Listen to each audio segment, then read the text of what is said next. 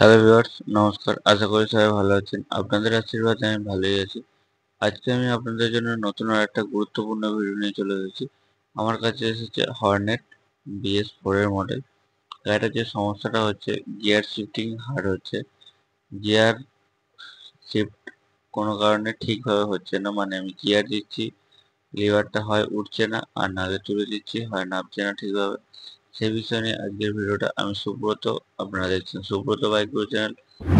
তো চলুন দেখে নেওয়া যাক। সবার ফার্স্টে ক্লাচটা দেখে নিচ্ছি। ক্লাচ একদম ঠিকঠাক আছে, ক্লাচ লুজ নেই। অনেক সময় কি হয়, গাড়িতে যদি ক্লাচ লুজ থাকে আহ, সেই ক্ষেত্রে গিয়ার আপনাদের হার্ড হয়। ক্লাচ যদি লুজ থাকে গিয়ার শিফটিং এর সমস্যা হয়, first gear, second gear, third gear. গাড়ি রানিং অবস্থায় সমস্যা হয় না, এমনি নর্মালে মানে গাড়ি স্লো করলে তখন একটু সমস্যা হয়, গিয়ারটাকে হার্ড হার্ড পড়ে। তো চলুন, ক্লাচের দিকটা কোনো অসুবিধা নেই, ক্লাচ এমনি টাইট ঠিকঠাকই আছে। তাহলে দ্বিতীয় আর কি হতে পারে, যেটা হতে পারে সেটা হচ্ছে ক্লাচ প্লেট খারাপ থাকলে অনেক সময় গিয়ারের সমস্যা হয়। আর 3 নম্বর প্রবলেম যেটা হয় সেটা হচ্ছে আপনার যদি গিয়ার শিফটিং এর যে স্প্রিং থাকে, স্প্রিংটা যদি ভেঙে দিয়ে থাকে তাহলে এই সমস্যাটা হয়। তো চলুন, আমি ক্লাচ কভারটাকে খুলে নিয়েছি। এই যে দেখছি, এটা হচ্ছে গিয়ার শ্যাফটটা, যেটা ওইদিকে গিয়ার প্যাডেলের সাথে লাগানো আছে। তো চলুন, সবার ফার্স্টে আমাকে এটাকে খুলতে হবে, খুলে দেখতে হবে যে ভিতরে কি সমস্যাটা হয়েছে। ধরুন আমি গিয়ার প্যাডেলটাকে খুলে নিয়েছি, এবার গিয়ার শ্যাফটটাকে বের করে নিচ্ছি, নিয়ে দেখছি যে কি হয়েছে।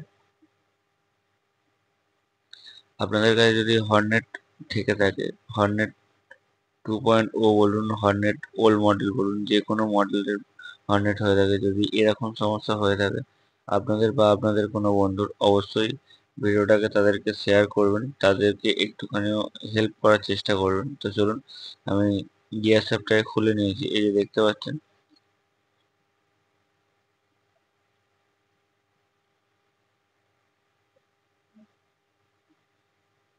এখানে যে স্প্রিংটা আছে, স্প্রিংটা ভেঙে গেছে। স্প্রিংটা ভেঙে যাওয়ার জন্য গিয়ারটা জাম হচ্ছিল, মানে গিয়ার শিফট ঠিকঠাক হচ্ছিল না। আমাকে স্প্রিংটা খুলতে গেলে এখানে একটা লক আছে, লক প্লাস দিয়ে লকটাকে খুলতে হবে, আউটসাইড লক প্লাস দিয়ে।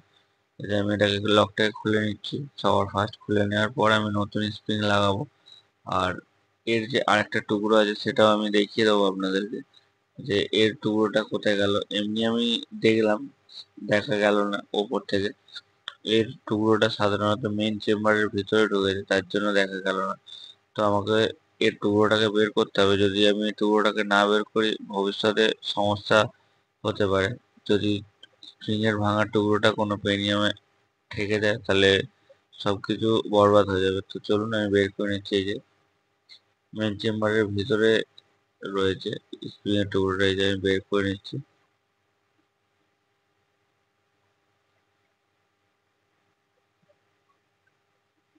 তো ভিউয়ার্স, দেখতেই পাচ্ছেন এটা হচ্ছে আরেকটা টুকরো ওই স্প্রিং এর। তো চলুন, আমি দুটো স্প্রিং খুলে আমি দেখাচ্ছি কিরকম থাকে।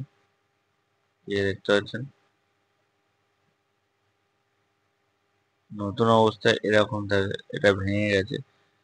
অনেক সময় কি হয়, অনেক কারণে গিয়ার চেঞ্জের স্প্রিং ভাঙে। যদি ক্লাচ টাইট থাকে, আপনি ধরুন জোর করে করে গিয়ার দিচ্ছেন, তখনও এই গিয়ার চেঞ্জের স্প্রিং এর উপর চাপ পড়ে। আর অনেকের গিয়ার শিফটিং অতটাও ভালো নয়। যে চেষ্টা করবেন যখন গিয়ার শিফটিং করবেন, ক্লাচটাকে ফুল টিপে গিয়ারটাকে শিফট করবেন। এতে করে আপনার গাড়ির ক্লাচ প্লেটের ওপরও চাপ কম পড়বে এবং গিয়ার শিফটিং এর স্প্রিং এর ওপরও চাপ কম পড়বে। তো চলুন, আমি নতুন স্প্রিং লাগিয়ে নিয়েছি। এবার আমি গিয়ার শাফটটাকে ফিটিং করব। ফিটিং করার পর ক্লাচ কভার সবকিছু ফিটিং করে আমি আপনাদেরকে দেখাবো যে আগের তুলনায় এখন গিয়ার শিফটিংটা ঠিকঠাক হচ্ছে কিনা। যদি আমার ভিডিওটা ভালো লেগে থাকে, অবশ্যই ভিডিওটা লাইক এবং ভিডিওটা শেয়ার করতে ভুলবেন না। যদি আমার চ্যানেলে প্রথমবার এসে থাকেন, যদি মনে হয় যে আমি আপনাদেরকে একটুখানি হেল্প করতে পেরেছি, অবশ্যই চ্যানেলটিকে সাবস্ক্রাইব করে দেবেন। সাবস্ক্রাইবের সাথে সাথে পাশে থাকা বেল আইকনটাতে অল অপশনে প্রেস করে দেবেন। যদি আপনাদের ভিডিওর মধ্যে কোনো ভুল ত্রুটি মনে হয় যে ভিডিওটা এই জায়গায় ভুল করেছে, ছোট ভাই হিসেবে ক্ষমা করে দেবেন। আর কমেন্ট